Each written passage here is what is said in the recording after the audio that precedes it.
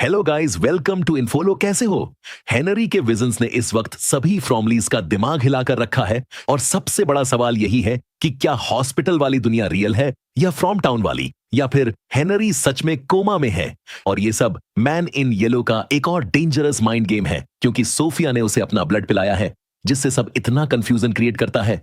बाकी आपको याद होगा कि ब्लू सॉन्ग सुनने के बाद जब लॉट्स ऑफ लाफ वाली लाइन बार बार बजती है तो वो कुछ देर के लिए हॉस्पिटल वाले वर्ल्ड में अवेक कर पा रहा था। यानी मेकर्स ने इस गाने को हेनरी के साथ इतनी बार कनेक्ट किया है कि इसे सिर्फ एक रैंडम सॉन्ग मान लेना अब मुश्किल है। और जब मैंने इसकी लिरिक्स को डीपली डिकोड किया तो मुझे लगा कि भले ही ये सीधे मॉन्स्टर्स का ओरिजिन न बताए, लेकिन फ्रॉम की पूरी स्टोरी किस इमोशन, किस ट्रॉमा और किस हिडन थीम के अराउंड घूम रही है, उसकी एक जबरदस्त झलक जरूर देता है। जहां सबसे पहले लाइन आती है, सॉन्ग्स आर लाइक टैटूज, जिसका मतलब है कि उदासी गीत टैटू की तरह होते हैं जो इंसान पर छप जाते हैं और कभी नहीं मिटते। बिल्कुल वैसे ही जैसे टैबिथा को विजन्स आते हैं, और शायद वो और मिरांडा एक ही पर्सन है, बस अलग अलग टाइमलाइन के। और सेम जेड भी किसी का रीइंकार्नेटेड वर्जन है, जबकि विक्टर तो पूरी जिंदगी उस जगह के ट्रॉमा के साथ जी रहा है जहां उसने अपनी मॉम और बहन को खो दिया।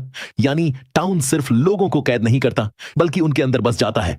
और जो लोग यहां मरते हैं, जैसे एल्गिन जिसे पानी में डूबने के विजन्स आते हैं, वो उन सभी मरे हुए लोगों की पेनफुल स्क्रीम को सुन सकता है। इसके बाद अगली लाइन आती है, there are so many sinking now, you've got to keep thinking you can make it through these waves। जिसका मतलब है कि इस समय बहुत से लोग डूब रहे हैं या मुश्किलों में फंसे हैं, लेकिन तुम्हें विश्वास बनाए रखना होगा, क्योंकि हर सीजन में लोग मेंटली और इमोशनली टूट रहे हैं। कोई मॉन्स्टर से मर रहा है, कोई विजन से परेशान है, कोई होप लूज कर रहा है, तो कोई फेक होप में डूबा है। और इन सब के बीच बॉयड ही वो इंसान है जो हर बार खुद को भी संभालता है और दूसरों को भी संभालते आ रहा है, क्योंकि वो कोशिश करने से घबराता नहीं और ना ही पीछे हटता है। और कहीं ना कहीं जिम मैथ्यूज भी इसी रोड मैप पर चल रहा था, जो लगातार सवाल पूछ रहा था और आंसर्स ढूंढ रहा था। फिर एक और इंटरेस्टिंग लाइन आती है, everybody saying that hell is the hippest way to go, but I am gonna take a look around it down.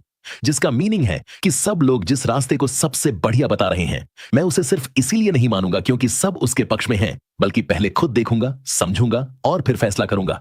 यानी ये लोग यहां से सिर्फ भागना नहीं चाहते, बल्कि समझना चाहते हैं कि ये सब हो क्या रहा है और क्यों हो रहा है। लाइक जेड, टैबिथा और मिरांडा, जो एस्केप से ज्यादा आंसर्स ढूंढने में इंटरेस्टेड हैं और बाकी लोगों की तरह हाथ पर हाथ धरे बैठने के बजाय लगातार रिस्क ले रहे हैं। जिसमें रैंडल, जिसने सीजन 2 मेन डोना को लपेटे में ले लिया था, और जिम मैथ्यूज भी शामिल हैं जो आंसर्स ढूंढ रहे थे, जबकि सीजन 2 में डोना इन्हें बस जैसे तैसे सरवाइव करने के लिए अप्रोच कर रही थी ताकि एटलीस्ट वो जी सकें। और अब आती है सबसे favourite line, blue, here is a shell for you, inside you will hear a sigh, a foggy लुलैबी।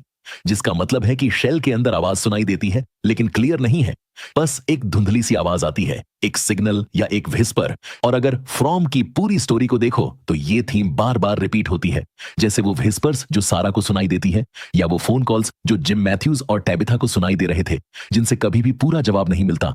और मेकर्स हमें हमेशा अटकाए रखते हैं, जैसे कोई जानबूझकर आधी अधूरी इंफॉर्मेशन दे रहा हो और छुपा भी रहा हो।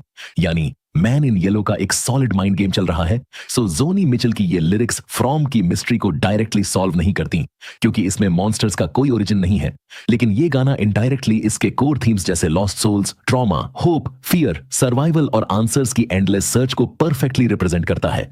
जिससे साफ है कि मेकर्स ने इसे सिर्फ ऐसे ही यूज नहीं किया, बल्कि एक सिंबॉलिक क्लू की तरह यूज किया है, जो हमें यह बताता है कि स्टोरी असल में किस बेस पर चल रही है। और मे बी ये समझाने के लिए कि जितना इंपॉर्टेंट हम मॉन्स्टर्स और मैन इन येलो को समझ रहे हैं, उससे कहीं ज्यादा इंपॉर्टेंट वो इमोशंस और होप हैं, जिन्हें फेक होप से भी रिप्रेजेंट किया गया है, जिस पर कोई ध्यान नहीं दे रहा है। वेल, ऐसे और भी क्लूज आगे मिलते हैं, तो हम उन्हें भी डिकोड करेंगे और लास्ट में सब मर्ज करके एक फाइनल नतीजे पर पहुंचने की कोशिश करेंगे।